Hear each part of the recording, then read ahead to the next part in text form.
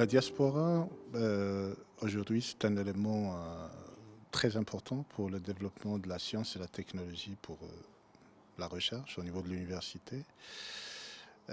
Pour une raison très simple, c'est que la diaspora marocaine ou africaine en général, et c'est des gens qui ont des expériences différentes, de différentes cultures. Peut-être ils sont arrivés à voir les choses d'un angle différent. Et donc leur contribution à la compréhension, au développement, ça ouvre des portes pour les chercheurs marocains en général. Et ça aide à évoluer en termes de méthodologie de recherche, en termes de collaboration, et ainsi de suite.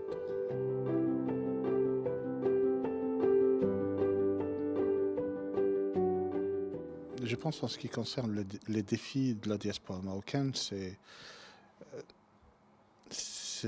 partagé. C'est un défi de la diaspora, mais aussi c'est un défi pour nous qui sommes au Maroc, qui vivent au Maroc par exemple, ou en Afrique. Il faut préparer le terrain pour pouvoir communiquer d'une façon positive et constructive avec la diaspora marocaine.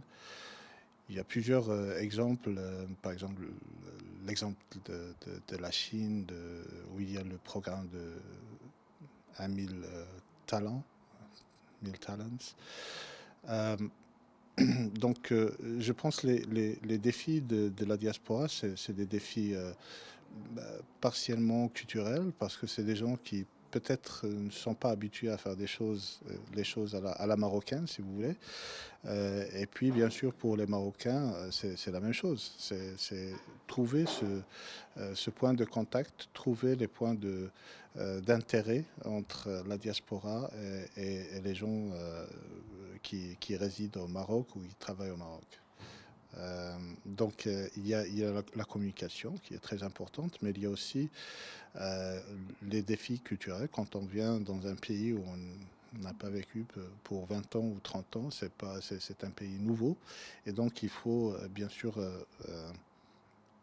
faire les bons hôtes, c'est ça, les hosts pour ces gens, et de les accueillir d'une façon correcte.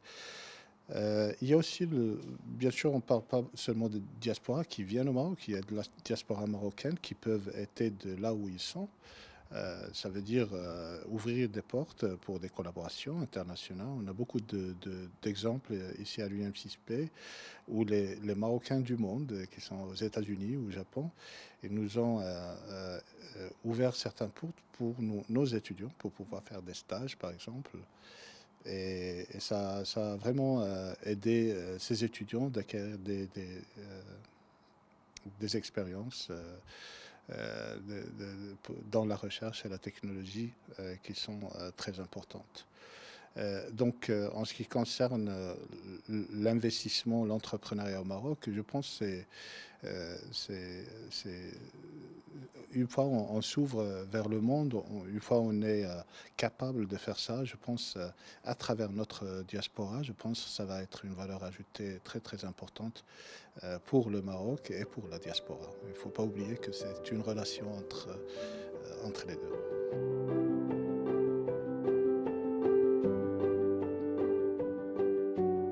Je pense que non. La réponse, c'est non. Il y a beaucoup de potentiel aujourd'hui qu'on n'utilise pas au niveau de la diaspora marocaine et que la diaspora n'utilise pas au niveau du Maroc.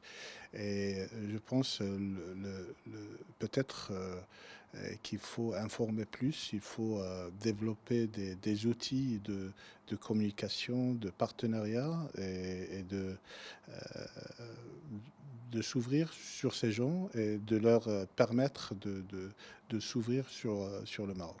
Donc c'est juste ça, parce que quand on a l'expérience de voir ce qu'on est capable de faire ici au Maroc, aujourd'hui, la plupart des gens qui viennent et qui ont un contact avec nous, un contact partiel au début, ils finissent par être, par exemple, des chercheurs permanents à l'université. Donc, l'université aujourd'hui, l'UM6P a ouvert cette porte, je pense, pour la diaspora marocaine, surtout les chercheurs et les techniciens qui veulent contribuer au développement technologique du pays. Et j'espère que c'est juste un début pour d'autres universités, pour d'autres... Justement, vous avez parlé des partenariats. Quelle opportunité offre justement ces partenariats exactement, dans ce sens? exactement. Ouais.